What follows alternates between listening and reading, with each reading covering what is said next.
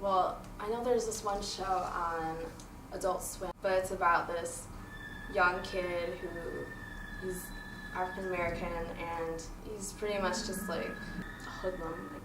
The way they portray that is, I think, somewhat true, but inappropriate at the same time.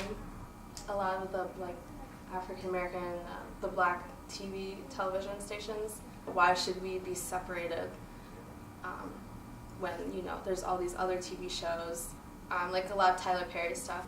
They incorporate African Americans as buffoons. The media incorporates Latinos as thieves, Chinese people as smart, Jewish people as greedy, and of course, whites as almighty and powerful.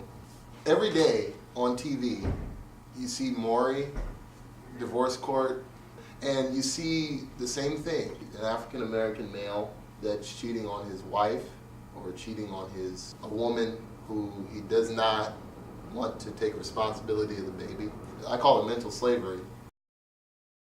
Well, I think women's bodies are definitely objectified and unrealistic in the media. You want to compare yourself to those images. TV, commercials, and when you're not that, obviously they're considered beautiful if they're a model or something, Mm-hmm. But if you don't look like that, then you must not be good enough. I know how to make people look good and make them look bad just by the angling a camera on somebody. You can make them look like a horrible person, or you can make them look like a happy person. My entire childhood was built on fantasy, basically. We grew up looking at these movies that are about love. They're like, oh, this is how love is supposed to be. And then we grew up realizing that how come I'm not experiencing this what's on TV. Love doesn't happen that easily, that fast. And it ended up hurting me in the long run. Relationships on the movies aren't what they really are in real life.